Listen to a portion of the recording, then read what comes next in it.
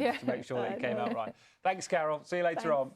Thanks. Here's a question for you. Ready? Oh, go on then. Yeah, I'm prepared. What do Rod Stewart, Elton John, Bill Collins and Bruce Springsteen all have in common? Whatever it is you're thinking, I bet it isn't model railways. All around the UK, there are dedicated enthusiasts that spend hundreds of hours building perfect replicas of towns, villages and tracks. Now, John is in Cheshire for us this morning alongside a remarkable collection built by someone you might know. John, what have you got for us? Morning. Morning, Sally. Morning, Dan. Isn't it absolutely extraordinary? Just look at this coming through now.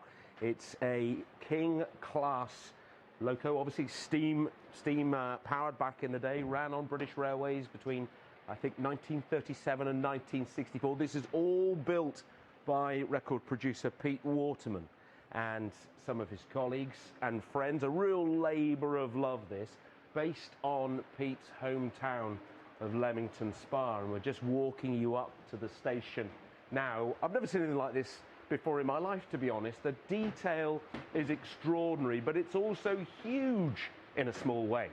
Not only, of course, the trains, the carriages, but the buildings too. And as Pete was telling me earlier, this Leamington Spa station, one of only 2 Art Deco stations built in the UK, the other one being Cardiff. Pete, good morning. Morning. How are you? Good, thank you. Great to see you. You've been doing this for how long? Well, since 1948 I've had a train set. My first electric one was in 52, and we've been building this for 20 years. And last year we decided to build a layout for Chester Cathedral, which was amazing. We had to build it in 6 months. So this took us 20 years, Cathedral took us 6 months, but we did have a hand of God helping us. Yeah.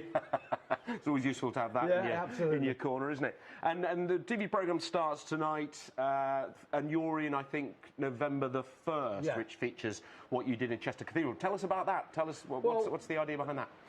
Chester is famous for Thomas Bressey, and Thomas Bressey is an engineer that built most of the railways. I think he built 20 miles of railway throughout the world. So of every 100, he built 20 miles throughout the world. Very famous railway builder. Nobody knows who he is. He's a Chester man. So his chapel is in the Chester Cathedral. So the Dean wanted a sort of tribute to him because it was 150 years since he died, and also to show engineering in its light today. And when will that go on display? Well, we're going back. We did from July this year to September. We're going back in 2022 to do again July all the way through to September. Okay. Which is a real task for these small, for the small Hornby engines. I mean, some of our engines did 52 real miles, which is a lot of work. They are amazing, and the crowd were just, well, it staggered us all just how many people turned up and the sort of people that turned up. It was superb. I mean, we must be the only model railway ever to have a wedding and 2 funerals and have prayers every day at 11 o'clock. I mean, it's quite extraordinary. Because the series, documentary series, is about Hornby. Gets under the skin, I suppose, of why this gets under your skin.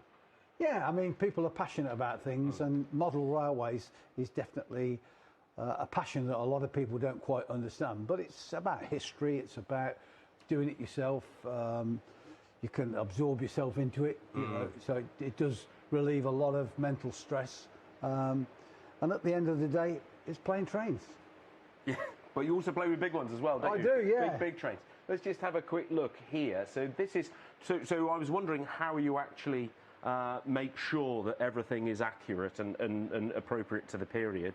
Tell me what we're looking at here. Well, this is a Luftwaffe picture, actually, of Leamington Spa during the Second World War, but there's a site called Britain from Above.